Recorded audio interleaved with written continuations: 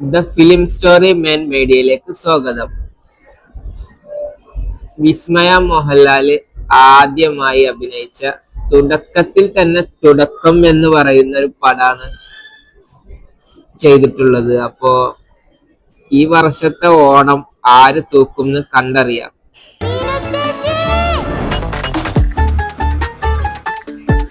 വാടക വീട്ടിലല്ലേ താമസം?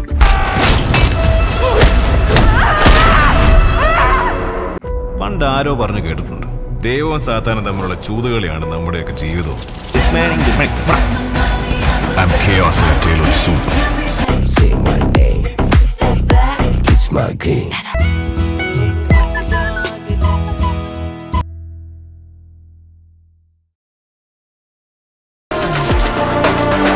അന്നീ നാലാളെയും കൊണ്ട് ശരിക്കും വെള്ളം കുടിച്ചു പോയിരുന്നു മിസ്സിസ് ഗാന്ധി.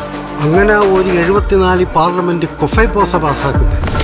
എന്നിട്ട് ആ പോസയമേൽ ഒരു അരമണിക്കൂർ അമ്മദാലിനെ പിടിച്ച് അകത്തിടാൻ ഓരെക്കൊണ്ടായിട്ടില്ല സാറേ. ആ അമ്മദാലിന്റെ പേരക്കുട്ടിയാവോൻ ആമിർ.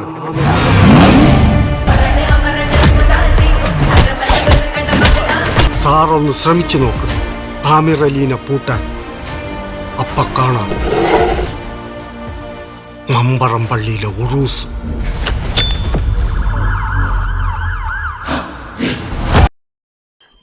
ജൂഡ് ആന്റണിയാണ് ഈ പടത്തിന്റെ ഡയറക്ഷൻ ചെയ്തിരിക്കുന്നത്. ആന്റണി പെരുമ്പാവൂരാണ് ഇത് പ്രൊഡ്യൂസ് ചെയ്തിരിക്കുന്നത്. അപ്പോൾ തുടക്കത്തിൽ തന്നെ തുടക്കം എന്ന് പറയുന്ന ഒരു സിനിമയാണ് വിസ്മയ മോഹൻലാൽ അഭിനയിച്ച പുതിയൊരു പടം. ഈ വർഷത്തെ ഓണത്തിന് ദുൽഖർ സൽമാൻ നായകനായി അഭിനയിക്കുന്ന ഒരു സിനിമ വരാനുണ്ട്, ഐ ആം ദ ഗൈ. അത് ഈ വർഷം ആഗസ്റ്റ് 20 2 പടം റിലീസ് വരുന്നുണ്ട്. ഒന്ന് ഖലീഫയും ഒന്ന് ഐ ആം ദ ഗെയിമും. ഈ വർഷം പൃഥ്വിരാജ് ആണോ അതോ ദുൽഖർ സൽമാൻ ആണോ ഈ വർഷത്തെ വിന്നർ എന്ന് കണ്ടറിയാം. രണ്ട് ലെജൻഡുകളായ വ്യക്തികളുടെ 2 പടം വരുന്നത്. ഒന്ന് നമ്മുടെ ദുൽഖർ സൽമാന്റെ ഐ ആം ദ ഗെയിമും അതുപോലെ തന്നെ പൃഥ്വിരാജ് സുകുമാരന്റെ ഖലീഫ എന്ന് പറയുന്ന സിനിമയും. 2 പടവും മത്സരിച്ചു വരുന്ന ഈ ഓണത്തിനിറങ്ങുന്ന 20 റിലീസ് ചെയ്യുന്ന ഒരു സിനിമ തന്നെയാണ്. അതിൽ ആര് തൂക്കുമെന്ന് നമുക്ക് കണ്ടറിയാം. നിവിൻ പോളി നായകനാകുന്ന ഒരു സിനിമ വരാനുണ്ട്. ആഗസ്റ്റ് 21 അതിന്റെ റിലീസ് വരുന്നത്, ബത്ലഹം കുടുംബം യൂണിറ്റ്. അതിന്റെ സംവിധായകൻ ഗിരീഷ് ഏടിയാണ്.